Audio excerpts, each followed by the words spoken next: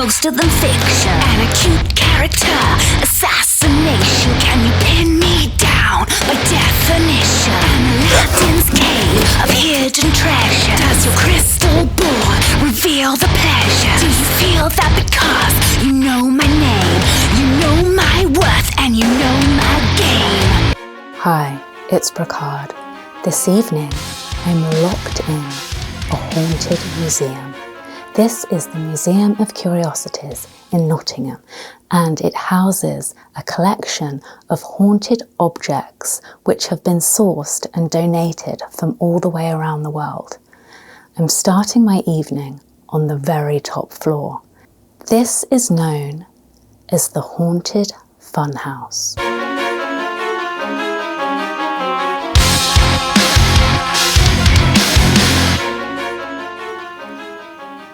In front of me are the mirrors from a real hall of mirrors from a circus. They say that these mirrors are haunted because people have gazed into them and seen a reflection of a laughing clown looking back at them.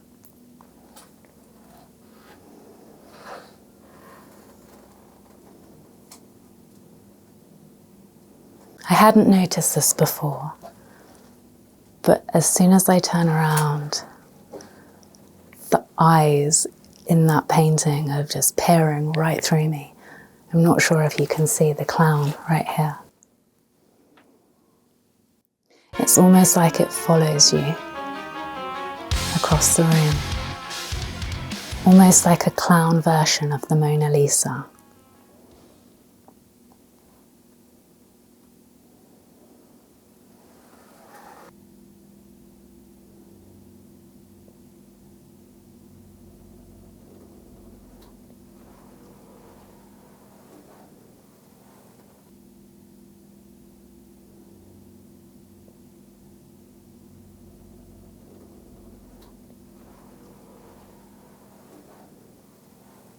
I want to spend a little more time gazing into these mirrors.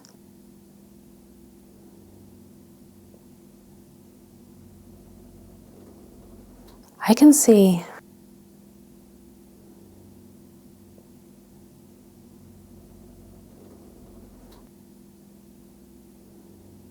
I don't sense anything around them for this painting again.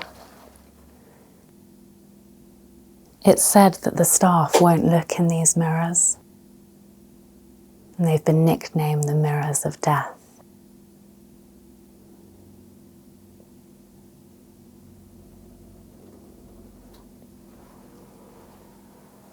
I want to find out a little bit more about that painting and where that's from.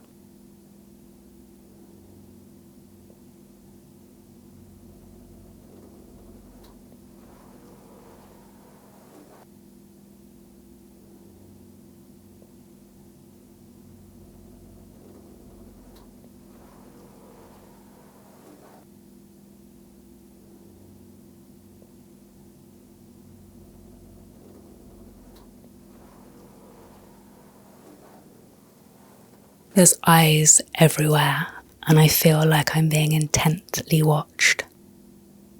It's a fascinating thing. I've heard and researched a lot about spirits that attach themselves to objects, and there are many different ways in which you can be haunted, and sometimes a spirit can attach itself to an object in a room, like a doll or a painting, and that painting or that doll or that clown can become possessed. And that's what this kind of museum focuses around. Items that are possessed, items that have scared people so much that they've not wanted them in their house.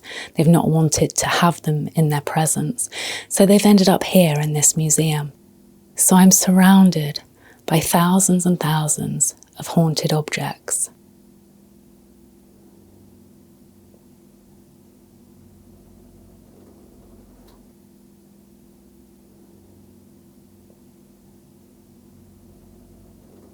In front of me is a haunted doll's house. They're currently conducting a paranormal investigation in this doll's house. I believe it's under CCTV 24 hours a day. A lady said that the items in this doll's house had been known to move by themselves. So she phoned this museum and told them to come and collect it, and ever since it's been on display. It would be interesting to see if they've witnessed anything or picked anything up on their cameras.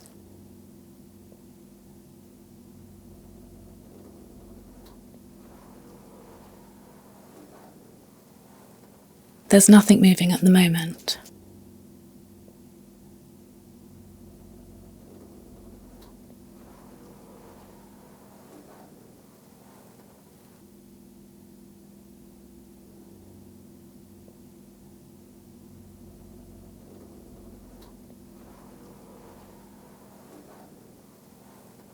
Oh, the sad clown is watching me still.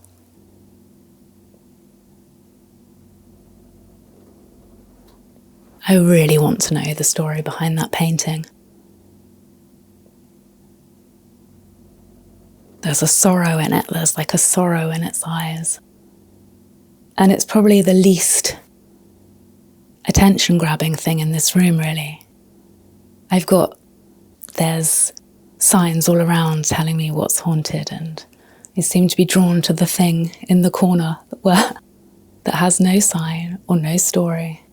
The sorrow of that painting, or wherever that painting was, wherever that painting was hung, is consuming me a little bit, which is interesting. It's very odd that I'm drawn to that painting when Happy Hattie is right beneath my feet and not bothering me or not grabbing my attention at all.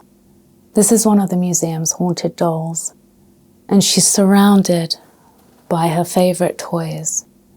And this doll is a very happy, go-lucky, kind-hearted, jovial spirit.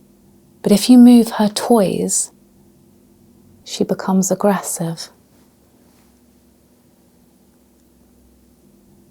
I'm not going to tempt fate. We're going to let Happy Hattie stay happy.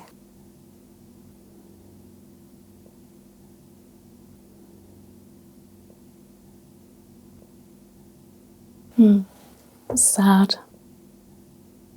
Sad eyes, sad clown eyes.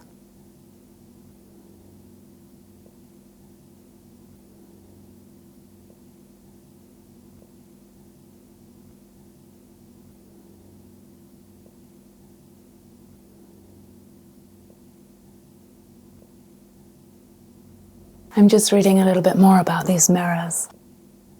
And a lot of people believe that mirrors are haunted or cursed, and that a spirit can trap itself behind a mirror.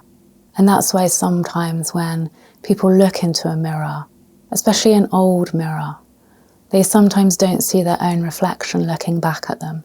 They sometimes see the reflection of a spirit that may be trapped behind the glass or trapped within that entity, the unbreathing entity that it's latched onto, which is fascinating, really.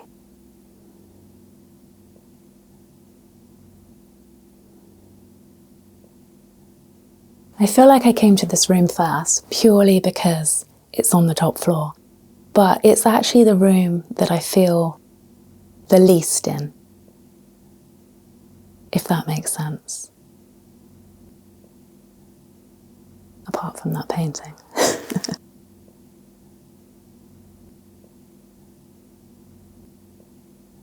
It's funny how I didn't even notice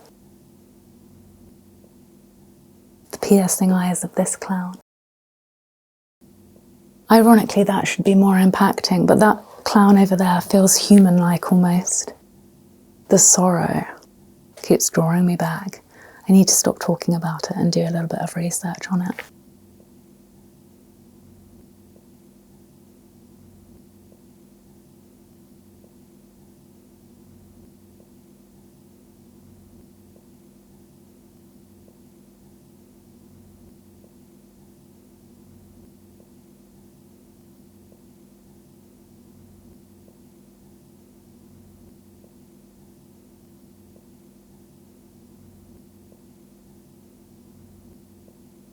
I've spoken a lot about this painting, but as I keep staring at it, the face of the clown, which I initially thought was a man, is merging into the face of an old lady. I don't know if you get that, if you stare at it long enough. There's like a sad old lady that's almost crying, and I can almost sense a tear running down her face. And this is almost turning into almost like a headscarf, almost witchy. It's kind of strange how when you stare at something for a long period of time, it can transform into something else. It's no longer a clown. It's an old lady.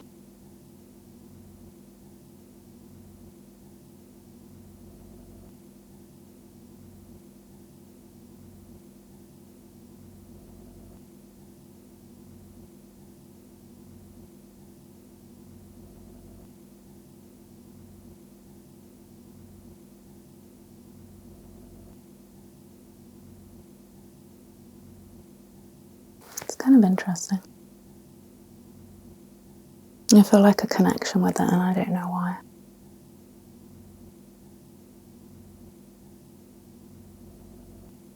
We'd almost forgotten that Happy Hattie was here again.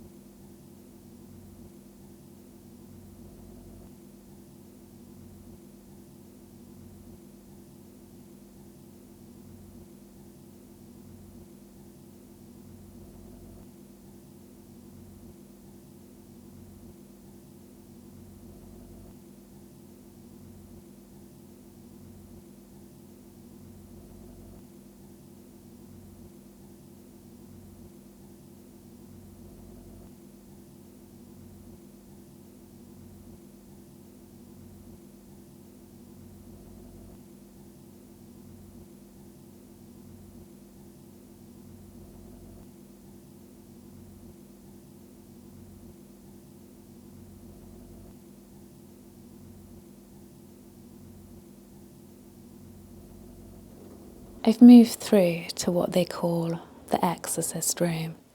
Now, I just had a really weird sensation that obviously having been through an exorcism and experienced that kind of thing, this is quite close to what a part of my reality became for a short time.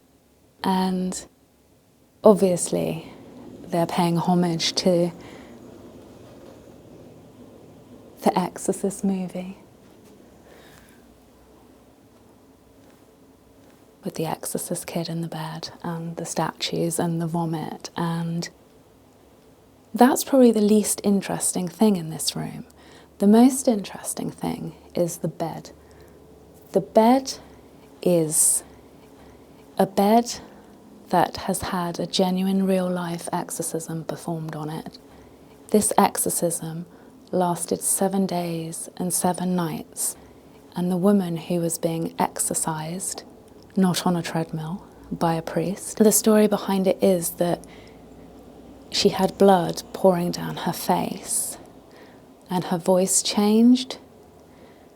Now, I can kind of relate to this because obviously I've been through this process and I've had those experiences where it's not a pleasant experience. It is very physically and mentally demanding and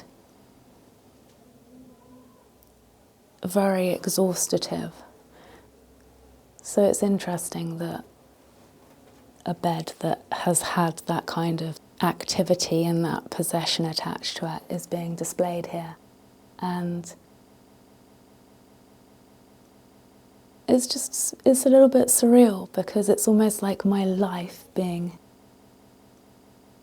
imitated as art, which I think it's fascinating though, because whenever you say exorcism, everyone always thinks of that.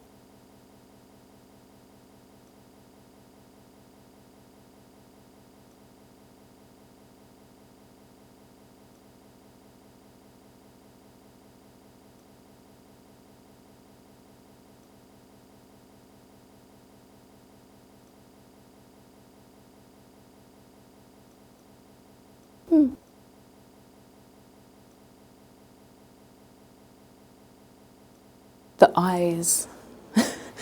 This is a museum full of eyes. There's eyes everywhere. And this is an exorcism kit. If an exorcism is performed by a Catholic priest, they would heavily focus on using things like Bibles, candles, restraints, holy water, anything to release what they perceive as the demon inside of you. And actually, it's a very scary process, and I don't think many of them go on these days, thankfully. And luckily, I don't think too many people experience the kind of paranormal activity that drives you to exorcism, which is a good thing, a plus.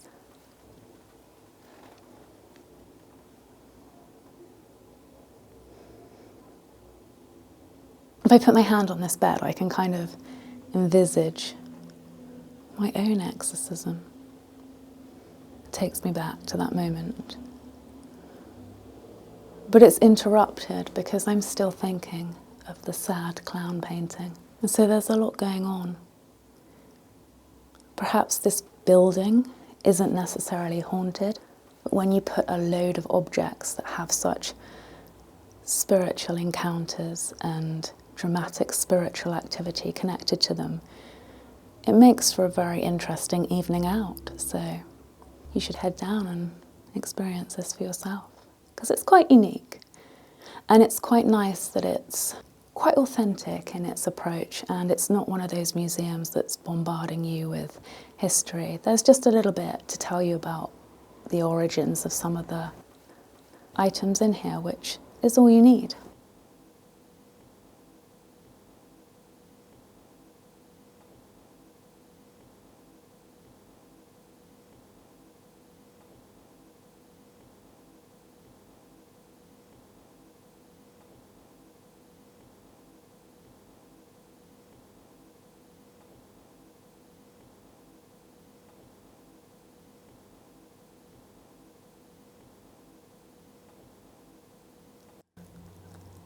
The blacked out windows so they don't scare the neighbours.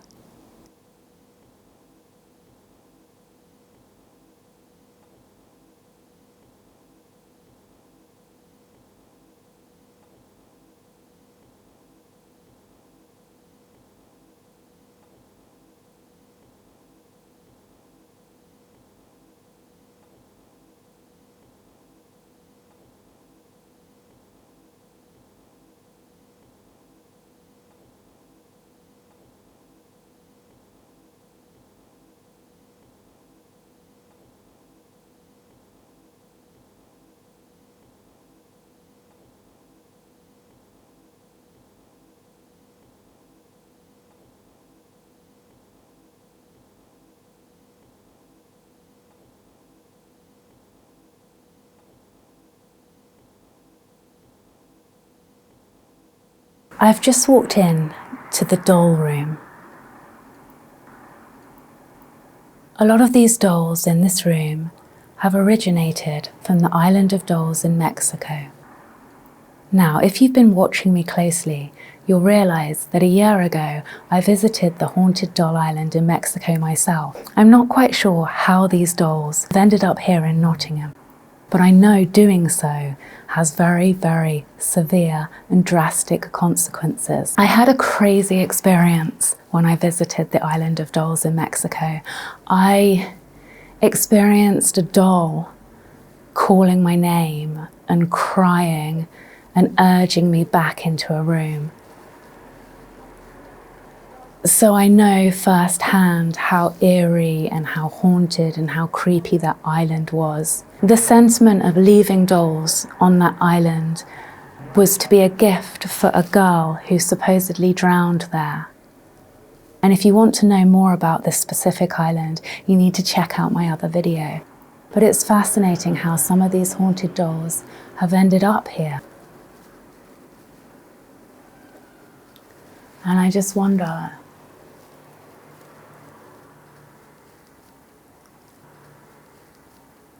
it takes me back to that weird moment in Mexico when I was in a wooden shack and I just heard the whisper, Brocarde, Brocarde. And there was no one there apart from dolls. It was a crazy time.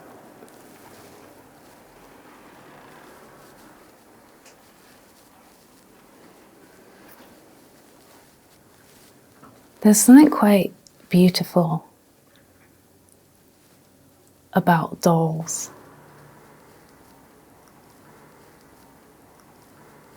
They all have stories, they all belong to someone. That doll is swinging. This is what happened in Mexico. You would walk and dolls would just move and there'd be nothing making them move. No wind, nothing to hit them, not a sound, just swinging dolls. And again, the eyes that just follow you around the room. I want to touch on Tommy. Tommy's a haunted doll that I assume was donated to the museum. People that have come into contact with Tommy have experienced uncomfortable and unsettling paranormal activity. So much so that people have started to write letters begging Tommy to leave them alone. The spirit that lies inside this doll is said to follow people home with them. I don't want the ghost of Tommy to follow me home today, so maybe I should write him a letter.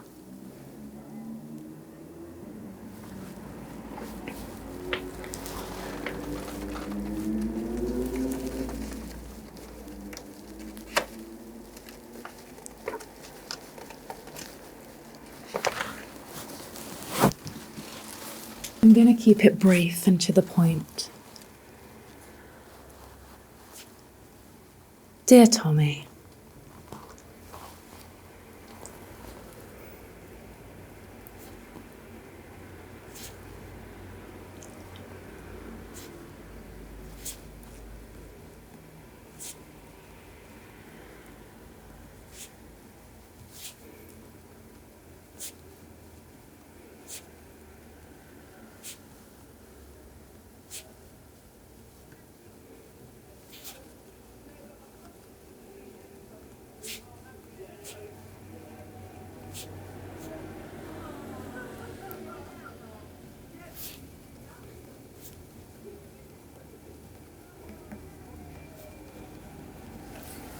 Dear Tommy, do not follow me home today.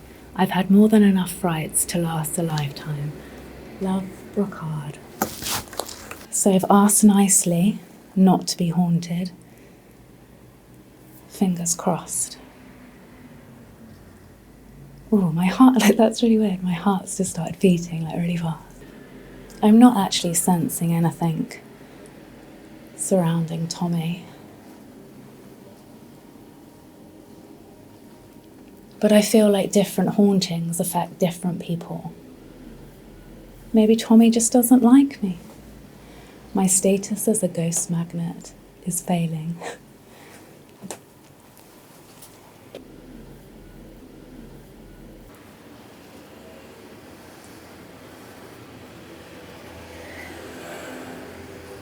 I love how it says, please do not leave children unattended. I don't think there's many children that want to be left unattended here. I think they'd all be running for the door.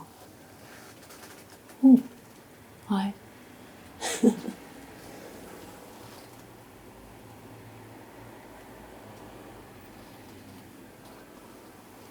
I want a doll, or I want... Oh my... Those legs are moving. Did you just touch that?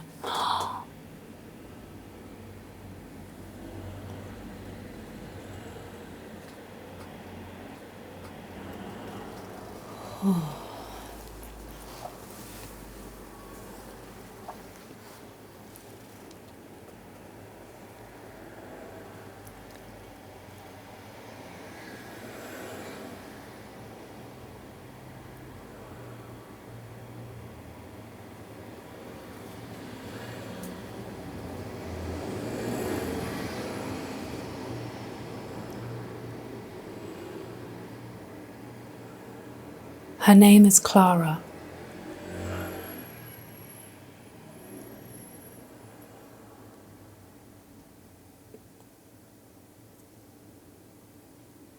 The moving doll is called Clara.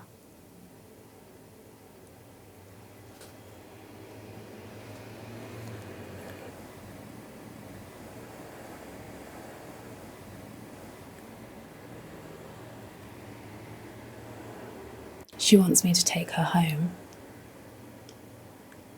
No.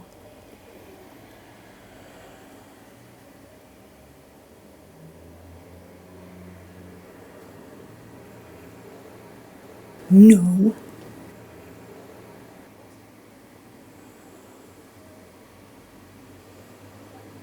She won't stop moving. She's shaking. Look at her eyes.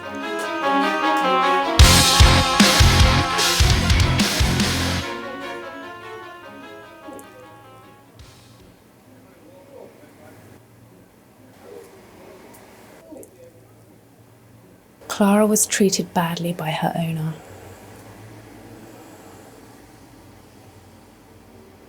But her owner passed away.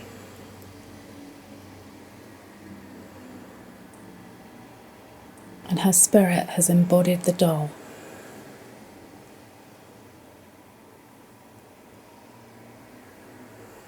Her name is Clara.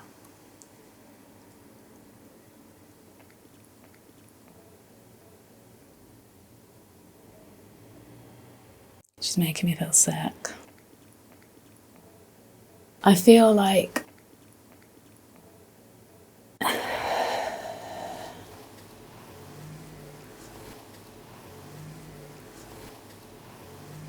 you know when the motion that she is making, it's like I'm dizzy, it's like I'm spinning.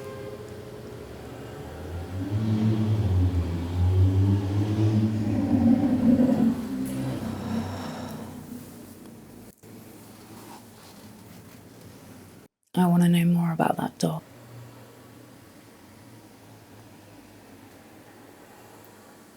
It's like something is... All of these dolls are hung up by string.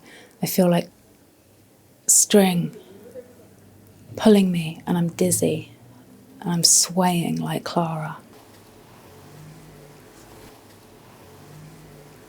I think I need to write a letter to Clara, not Tommy. Let's go into the next room.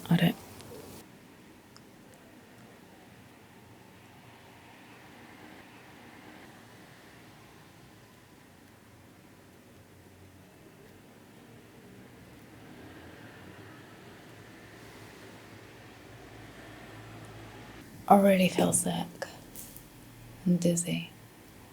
I feel like the doll is like that, and I feel like something's pulling on my shoulder. It's really weird. Really weird.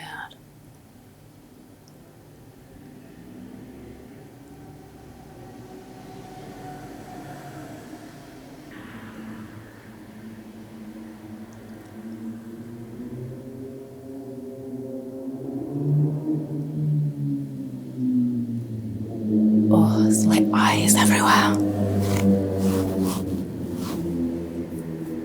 Whoa. Still swaying. Still swaying. And I can feel it, like dizzy, like motion sickness, like I'm on a ship. Or like a swing that I can't get off of. I'm going to tell her to stop.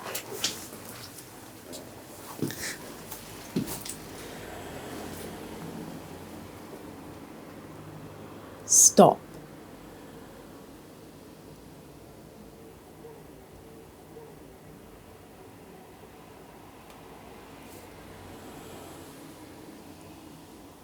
She's going to swing because she's on string, but... Oh.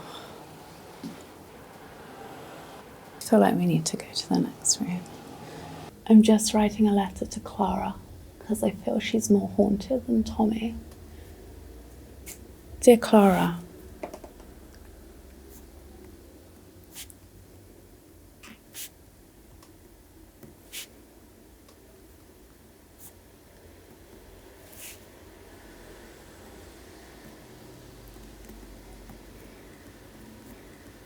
it's so weird, like, I was gonna say, do not haunt me, but then it's like something took over my hand and I put, you can come home with me. That was so weird. Why did I just do that?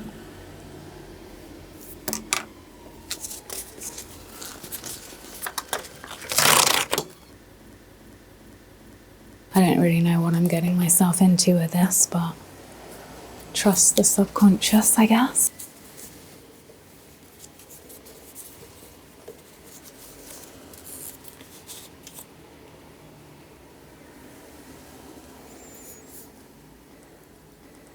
Hope I don't get more than I've bargained for there. Whew. I need to sit down again. Yeah.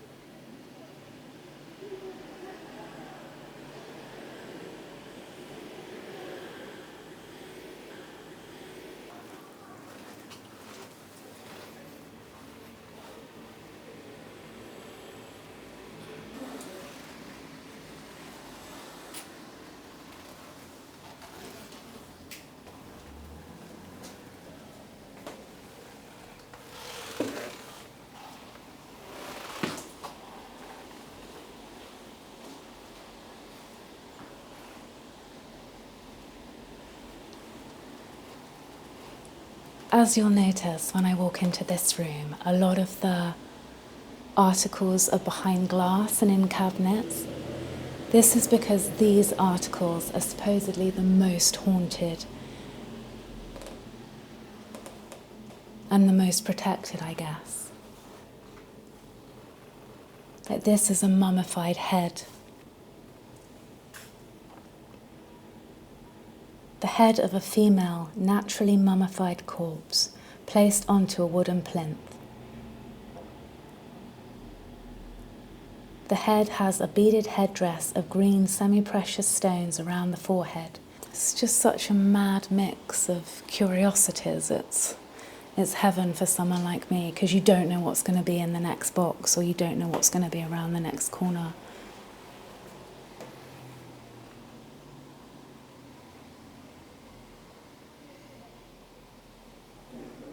All of these dolls are haunted, and each of them has the story of why they were donated or why they ended up here.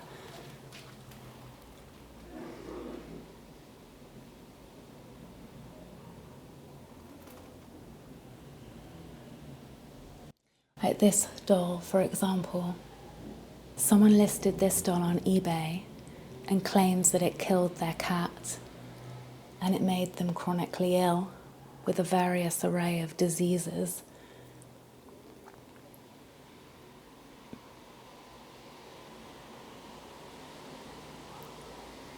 It's amazing, isn't it, how a spirit can possess inanimate objects. This doll down here, this is Ingrid. It's the spirit of a very evil witch.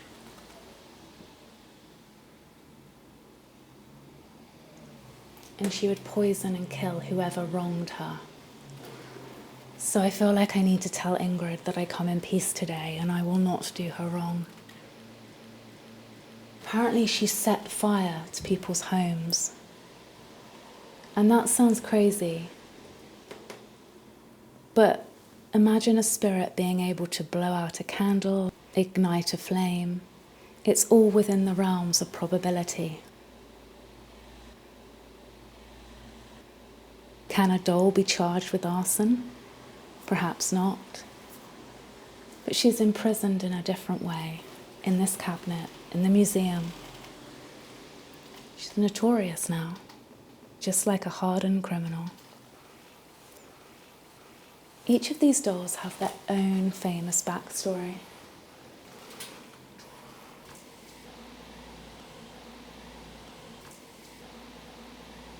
A doll that comes with a danger sign. Do not open this door. It's funny because these are said to be the most haunted dolls, but internally I'm drawn towards Clara. Clara has no story with her, as I said earlier.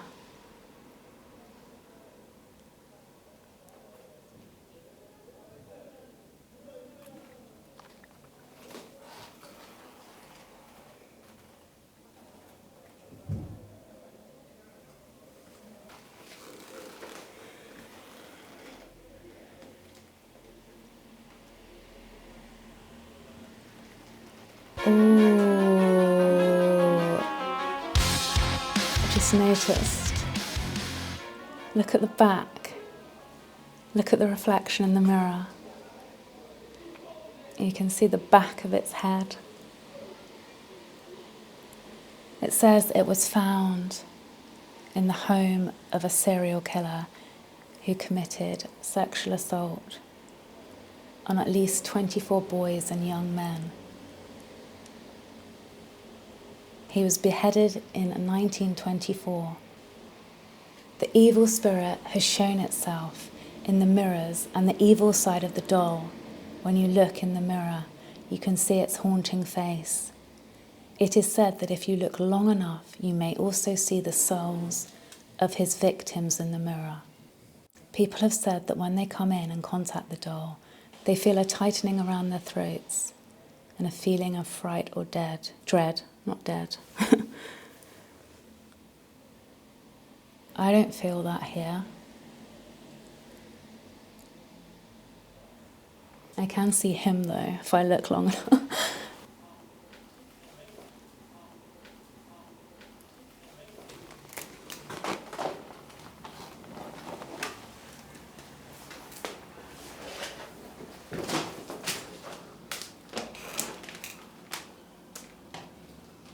I feel like I've just come into a butcher's lair. But actually, this room is dedicated to the infamous Denbigh Asylum, which was one of the first asylums in Great Britain. It's a beautiful, stunning building. I think now it's been derelict for a number of years, and there's planning consent to turn it into apartments. I don't know at what stage of the development they're at the moment, but these hospital beds are from the original asylum when it was active.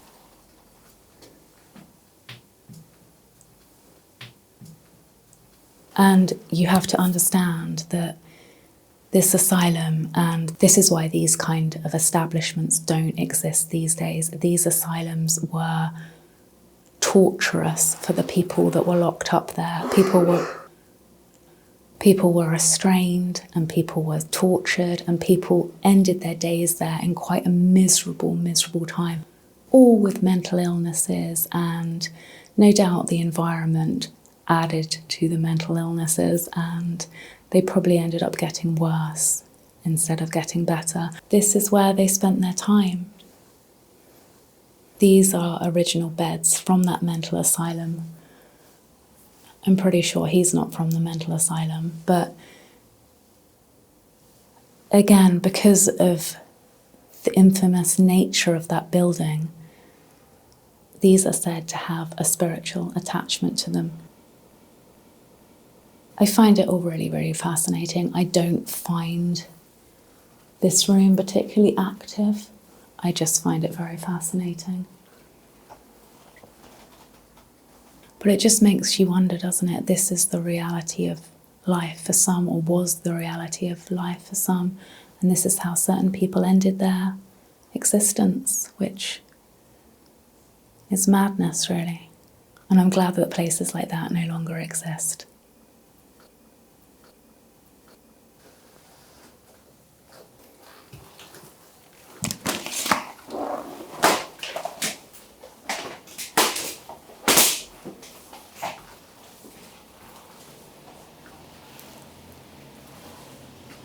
Oh, it's Clara again.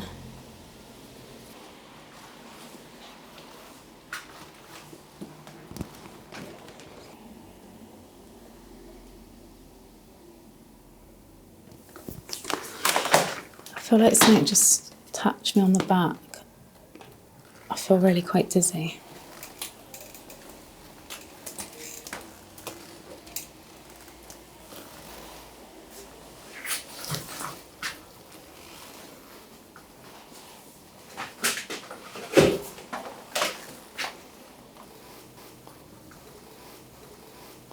Oh, I feel really sick.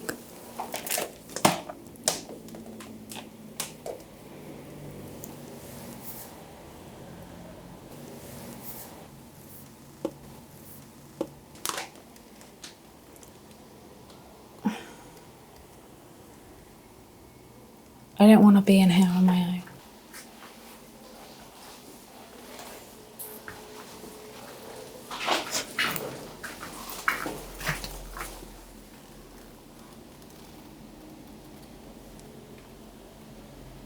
It's that doll.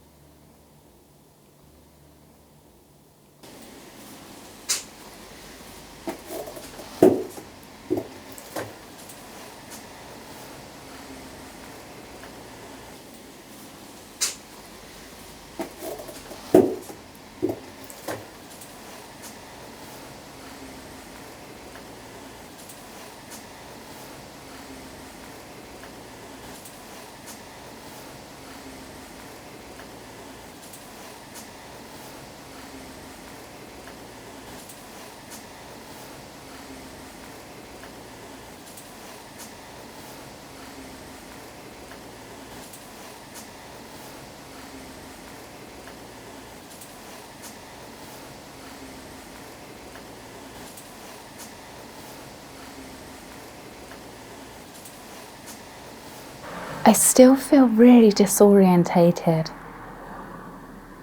from my encounters with Clara.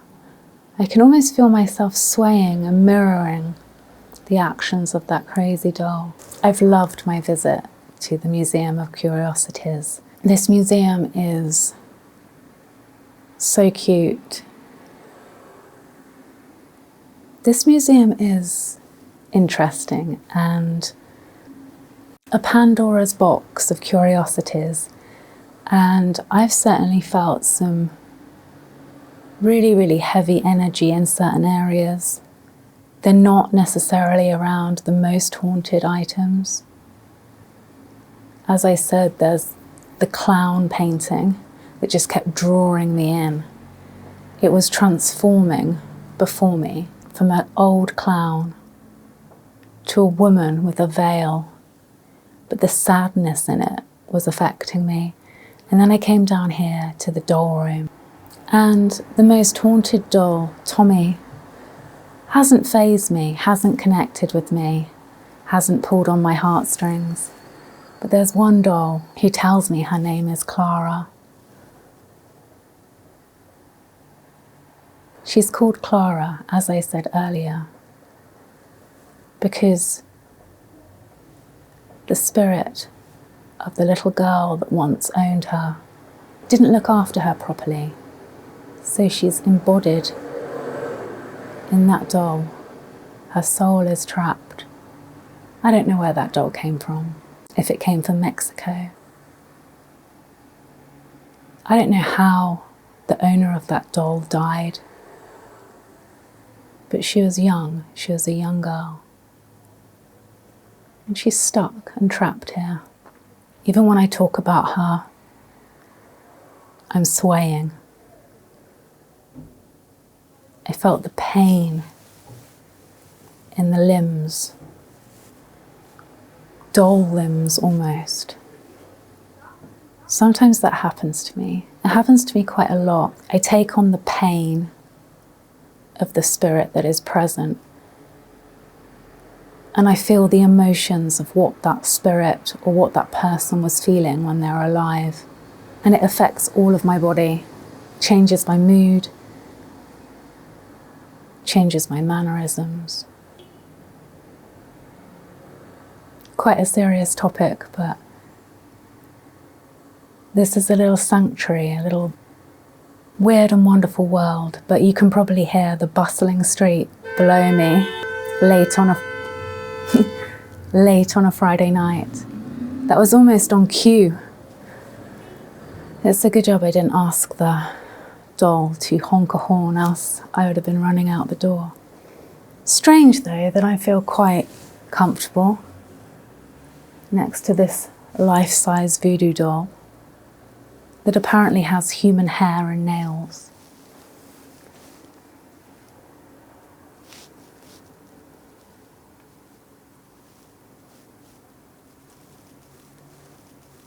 Something magical round every corner here.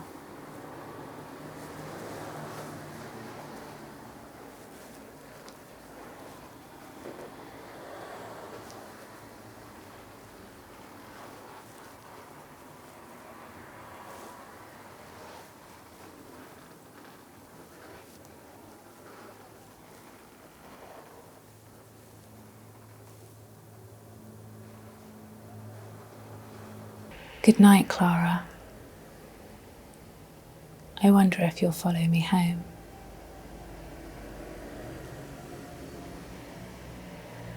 Please don't.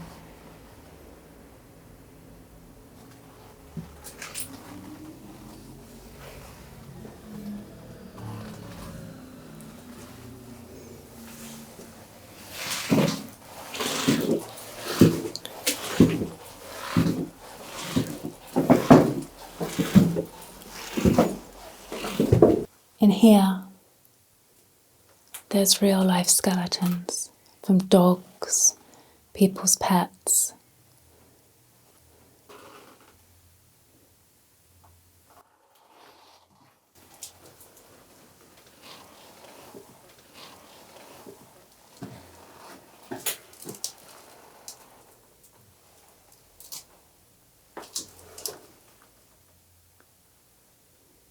In here,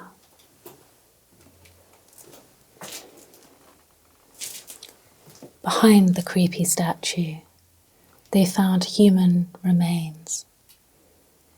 And they stopped digging because they didn't want to unearth anything untoward. There's an eerie, cold breeze down here. You know when something feels and smells like death? You almost have goosebumps on the back of your arms. This is the only part of the building that's freezing cold, probably for obvious reasons.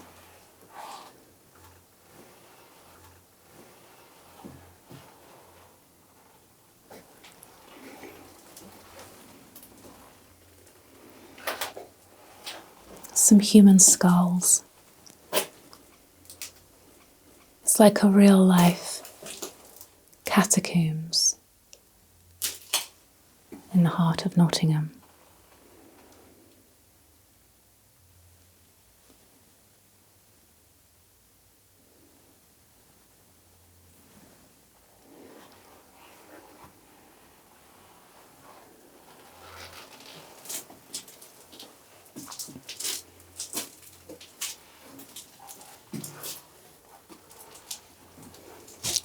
It's actually catacombs.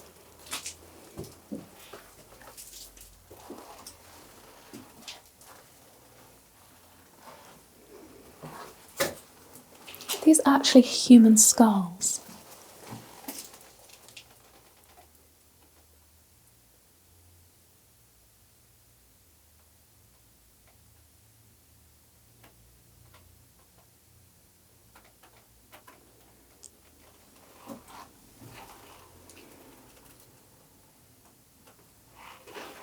don't think so. I think those are the real ones. Correct me if I'm wrong.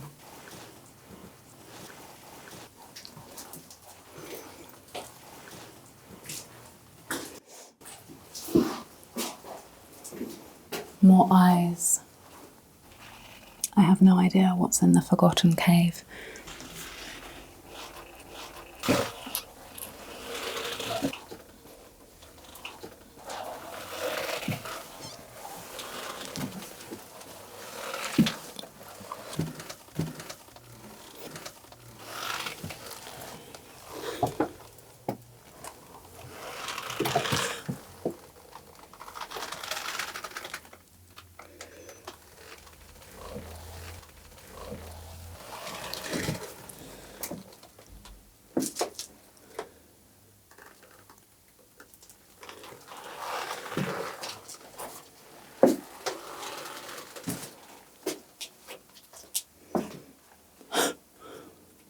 Oh.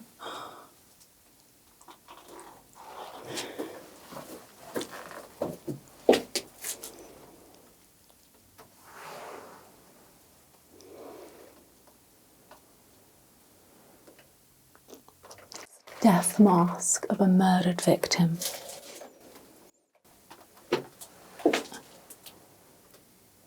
And a cursed box. And a rather scary looking nun. Why do I want to go up here?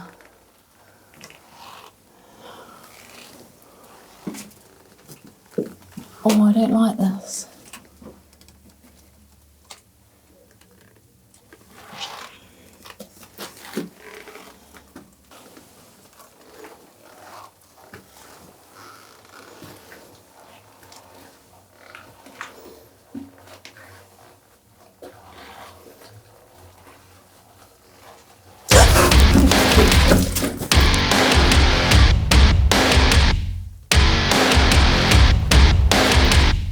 Do you see that move? Oh, there's like people's ashes down here. And there's a load of urns as well.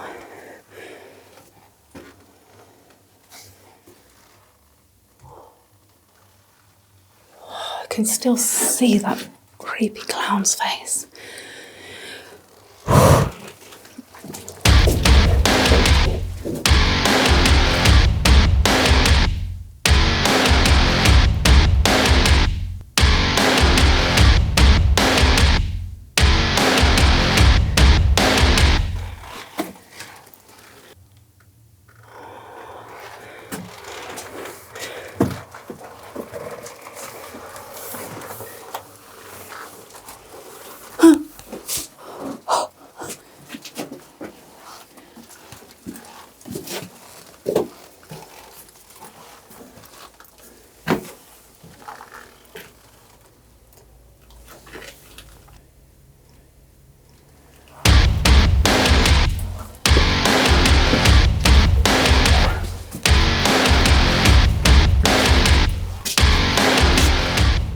So I'm joined by River, who works here at the Museum of Curiosities.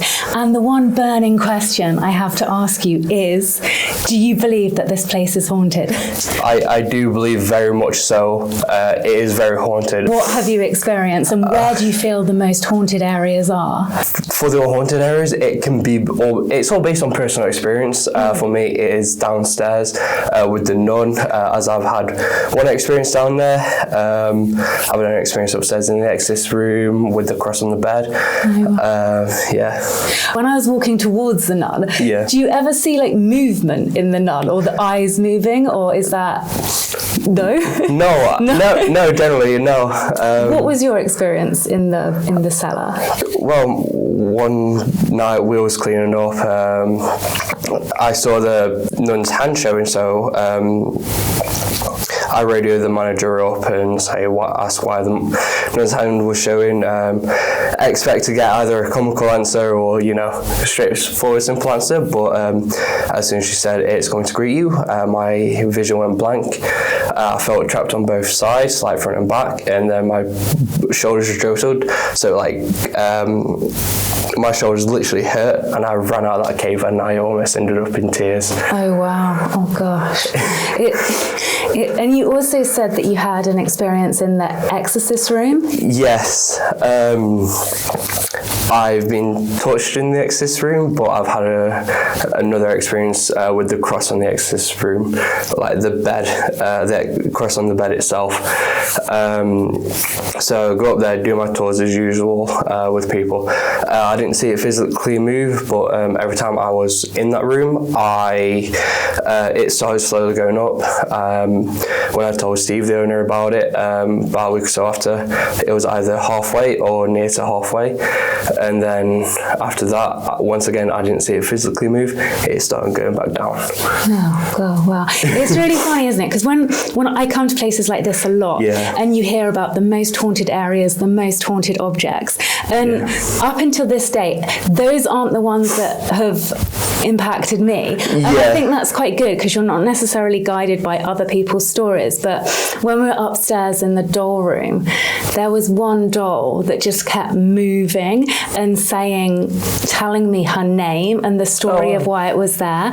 And all of the most haunted ones are in the cabinets, and I just kept getting drawn in by this doll, and I just couldn't divert my attention to anything else. And I felt myself making the movements of the doll, so I was like, my legs went to jelly. It sort of embodied me, and I get that a lot. Like, I sometimes take on the emotions of spirits, so I find my emotions changing and getting very, very sad in certain areas, and almost feeling like I want to cry in certain places. Have you ever experienced anything like that here? Like, when it could be really happy, you come to work and you walk to a certain area and you think, whoa, something's changing my body movements. Do you ever experience anything like that? No, not really.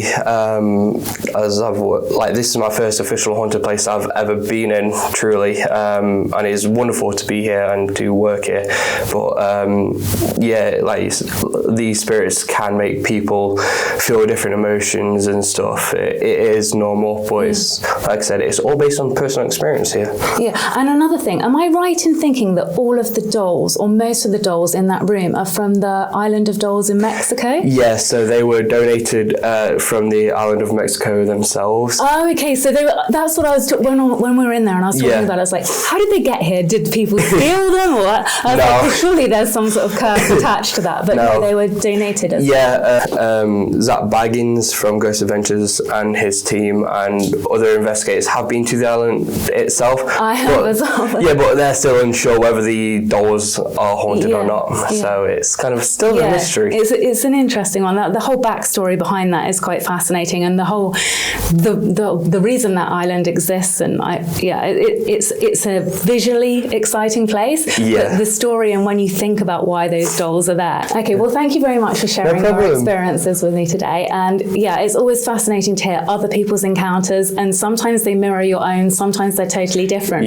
But I feel like that's the nature of paranormal activity, is it affects people in different ways. You're not always going to be haunted by the same ghost. It's amazing that you have a place where people can donate haunted items, because it's like, what would you actually do if you had a doll in your house that you found it's perfect. You just bring it to here and let it haunt this museum instead.